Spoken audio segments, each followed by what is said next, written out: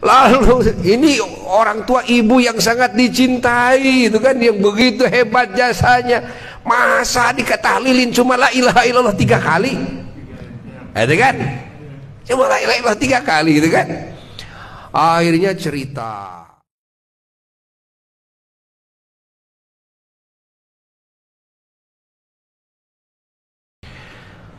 Allah, la ilaha illallah ini kalimat tauhid. Masya Allah, kalimat tauhid.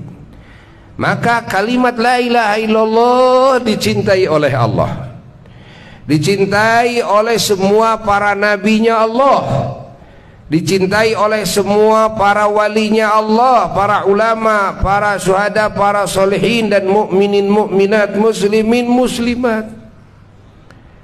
La ilaha illallah, kalimat yang sangat agung sekali, yang luar biasa sekali. Sehingga dalam hadis lain Rasulullah sallallahu alaihi wasallam menyatakan, kalau la ilaha illallah disimpan di satu timbangan, lalu bumi dan langit disimpan lagi di satu timbangan lagi, maka la ilaha illallah akan jauh lebih berat ketimbang bumi dan langit. Allah. Ada cerita dulu ya, yang Buya terima dari apa ayahanda Mama Kiai Haji Ahmad Thaha rahimahullahu taala wa ra'ah. Apa dapat cerita dari seorang ulama besar waliullah, yaitu Mama Eyang Muhammad Faqih Cigondewa. Putranya Mama Eyang Muhammad Marzuki. Eyang Muhammad Marzuki itu Eyang Perbu Cigondewa, kan, waliullah di Cigondewa. Nah, gurunya kakek. Pelaku sejarahnya ini Mama Muhammad Faqih, Eyang Muhammad Faqih, Mama Ajengan Faqih, kan, Cigondewa, pelaku sejarahnya. Mama Eyang Muhammad Faqih cerita langsung ke apa? Apa cerita ke Buya. Dan sering ini diceritakan kepada murid-murid apa almarhum ya. Kata Mama Muhammad Eyang Muhammad Faqih, kata Mama Faqih, katanya dulu saya waktu di Mesir, beliau pernah pesantren di Mesir lama ya, Eyang Muhammad Faqih itu. Waktu saya di Mesir ya, dulu ada orang kaya raya ya, namanya Said Hasan, Tuan Hasan ini kaya raya, punya kapal, lautnya banyak, perusahaannya banyak, sampai-sampai uang emasnya itu udah bukan dihitung begini lagi. Waktu itu kan belum ada seperti zaman sekarang gitu kan, ada bank dan sebagainya itu kan. Oh, disingkupin tuh kalau ngumpulin uang emasnya itu. Saking kaya rayanya ini Tuan Hasan. Meninggal ibunya. Pas meninggal ibunya, beliau ingin berbuat kebaikan kepada ibunya, sehingga ingin berbuat kebaikan itu yang paling istimewa. Jadi beliau mikir yang paling istimewa ingin ditahlilkan oleh para ulama-ulama besar kan di dunia, bukan di Mesir tapi di dunia. Ingin ulama-ulama besar, namanya orang punya duit banyak kan. Lalu beliau mengundang ulama-ulama besar yang ada di dunia saat itu, terutama di Mesir, termasuk ada ulama besar di Madinah, di Mekah, di Jeddah, tuh di Jazirah Arabia, diundang oleh beliau. Nah, ingin tahlilnya ini, tahlil khusus yang mentahlilkannya juga, itu kan. Nah, bukan kelas santri, bahkan bukan kelas kiai-kiai yang biasa. Ini kiai-kiai khawas, kan? Kiai-kiai istimewa, ulama-ulama istimewa. Nah, kumpul. Kumpul. Lalu dalam kumpulan itu Tuan Hasan bicara, minta kepada yang hadir itu dikasih amplop semuanya, diongkosin, dikasih amplop, kan? Semua dikasih amplop. Wah, namanya orang kaya. Amplopnya kan bukan 1 juta 2 juta itu kan. Kalau sekarang amplopnya ratusan juta itu seorang ulama itu. Namanya juga orang kaya, beda, ya kan? Beda dengan orang yang biasa-biasa itu kan. Kalau orang biasa-biasa amplop 1 juta itu besar. Kalau orang kaya enggak, itu kan ratusan juta amplopnya. Itu juga dianggap sedikit, kan? Ceritanya pas begitu sudah beres muqaddimah ini Tuan Hasan, lalu para ulama yang hadir pada melihat-lihat kanan kiri, siapa yang mimpin tahlil, kan tidak disusun acaranya, tidak disusun, kan? Pokoknya Tuan Hasan bicara ingin ditahlilkan, silahkan para ulama yang hadir. Akhirnya semua pada tawadu semuanya, termasuk yang hadir siapa? Mama yang faqih yang hadir. Beliau yang ceritanya langsung, kan? Akhirnya di sana ada ulama yang paling sepuh dari Madinah. Ya. Buya tidak tahu namanya itu saat itu. Yang paling sepuh. Akhirnya semua merujuk kepada beliau, ya, menyerahkan acara memimpin tahlilan kepada ulama sepuh ini. Ya. Akhirnya ulama sepuh beliau berdiri, ya, di hadapan para ulama yang hadir. Dan semua mengira yang namanya tahlilan kan di Mesir juga kan tukang tahlilan sama. Kalau ada yang wafat ada tahlilan. Bukan cuma orang Indonesia saja yang suka tahlilan, gitu kan? Kan sekarang disebut bid'ah oleh orang Wahabi. Dia ingin menyebut bid'ah tahlilan itu kaum Wahabi, gitu kan? Ya kan? Yang menganggap mereka merasa benar yang tahlilan itu bid'ah, sesat katanya. Padahal terbalik, mereka yang bodoh, gitu kan? Ini para ulama di muka bumi ini ahli tahlilan loh, gitu kan? Ahli tahlilan. Yang terbanyak disebut ahli bid'ah, mereka yang sedikit disebut ahli sunnah, gitu kan? Ingat, ini kesalahan besar nih. Ini memutarbalikan fakta namanya, ya kan?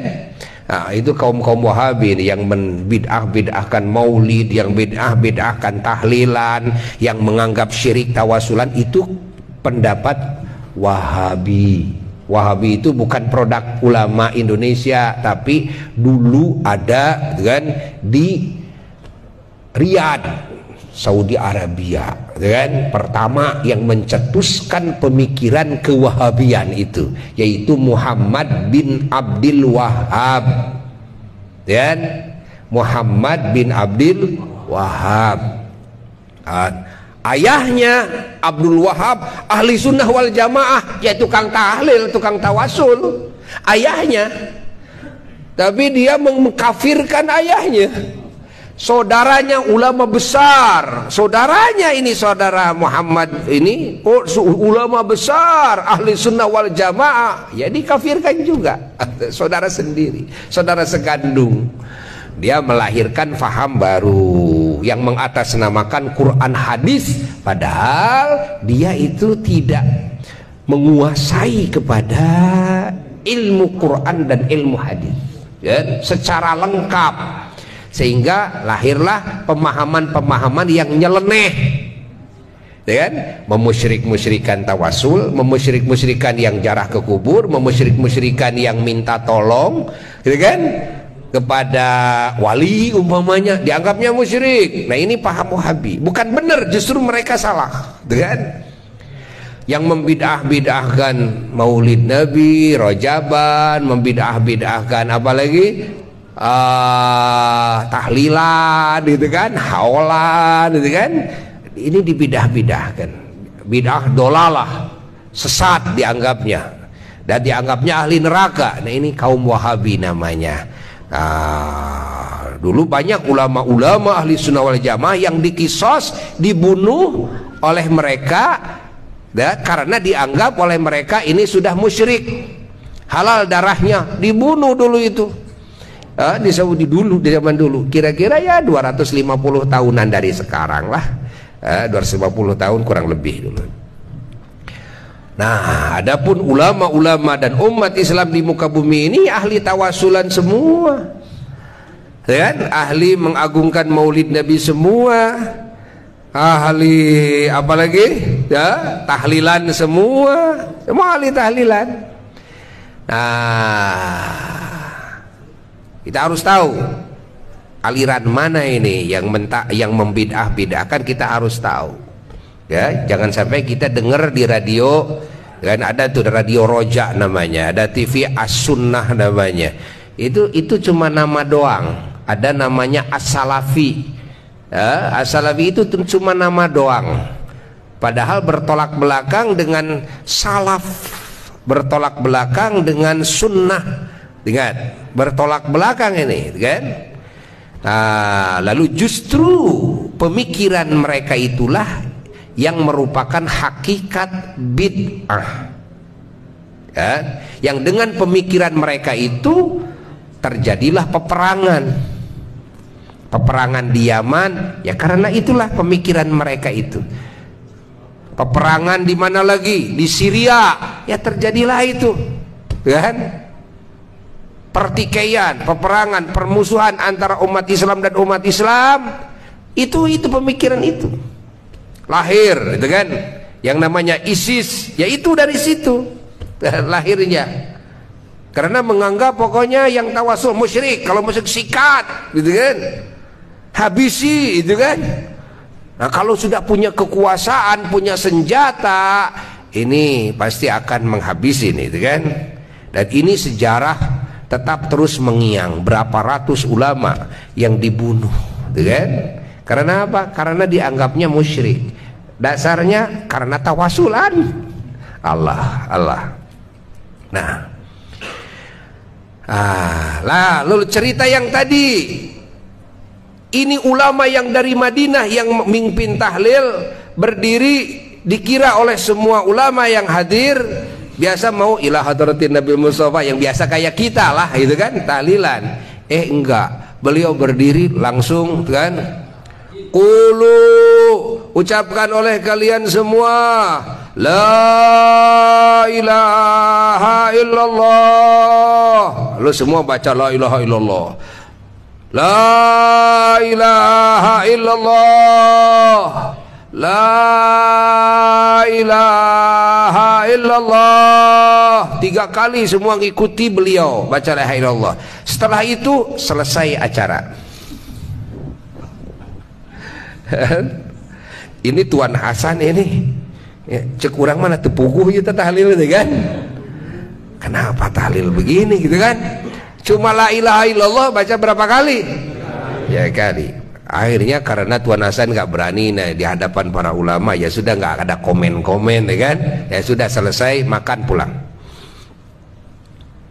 Nah, kira-kira 1 bulan kemudian ada surat, diundang lagi oleh Tuan Hasan, datang lagi semua ulama. Dikira ini mau apa, minta supaya ditahlilin lagi, ya kan? Ternyata Tuan Hasan mengundang semua ulama yang datang itu mau mengutarakan kekecewaannya. Yang kemarin kecewa berat dan minta ngundang jauh-jauh ulama-ulama besar kaliber internasional, gitu kan? Lalu ini orang tua ibu yang sangat dicintai, itu kan, yang begitu hebat jasanya, masa dikatahlilin cuma la ilaha illallah 3 kali, itu kan? Cuma la ilaha illallah 3 kali, gitu kan? Akhirnya cerita, yang belum hadir saat itu ulama di Madinah lagi di perjalanan.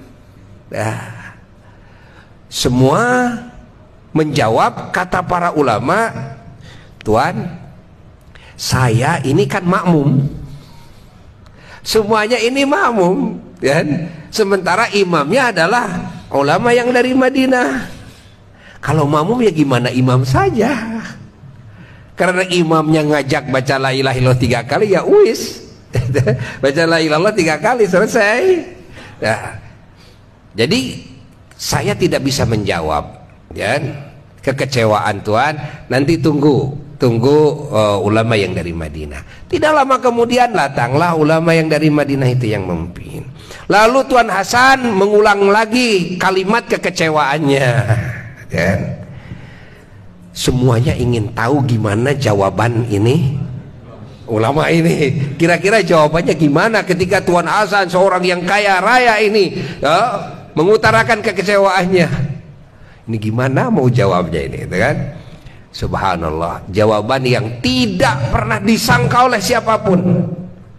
Tidak pernah disangka oleh siapapun. Apa jawabannya? Dan minta kertas, kata beliau, sedikit saja. Kasih kertas sedikit sekali. Pinjam ballpoint, kan?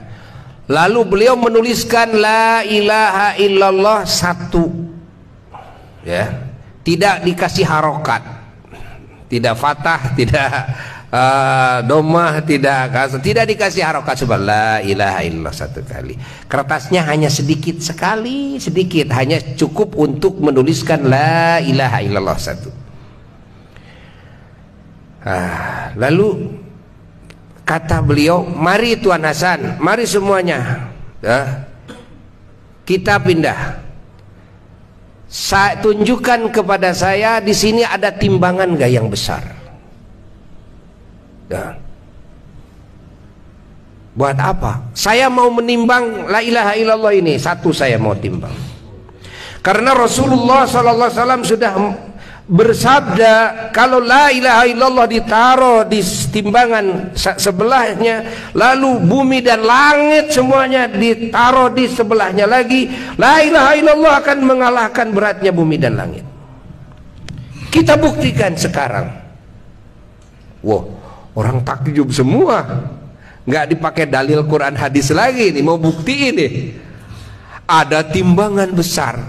Timbangan itu timbangan yang kintalan, buat yang kintalan, ya. Ditaruh, begitu ditaruh itu langsung cuk, Tuhan, ditaruh itu di tempat kiloannya, berat itu. Coba timbang, taruh di sana barang itu tinggalan yang kintalan, taruh, ternyata nggak berubah-ubah, lebih berat kepada la ilaha illallah. Ganti timbangannya yang tonan, ya.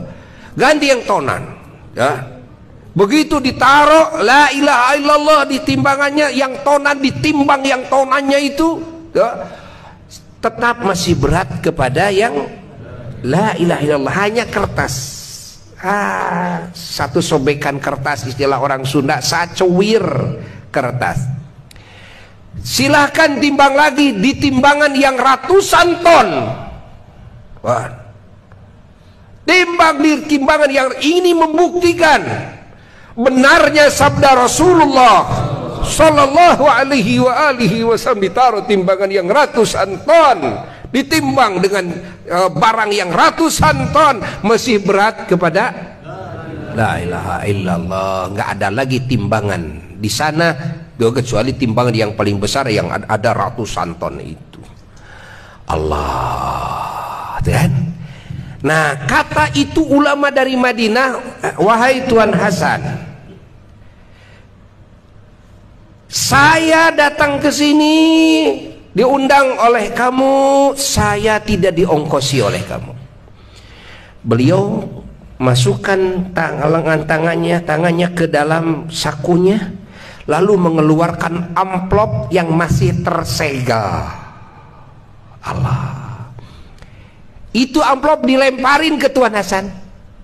Saya datang ke sini dengan ongkos saya pulang dengan ongkos saya, dan saya tidak makan dari makanan kamu, saya tidak minum dari minuman kamu, dan ini uang dari kamu, ini murni, belum saya pakai sepeser pun dan belum saya buka.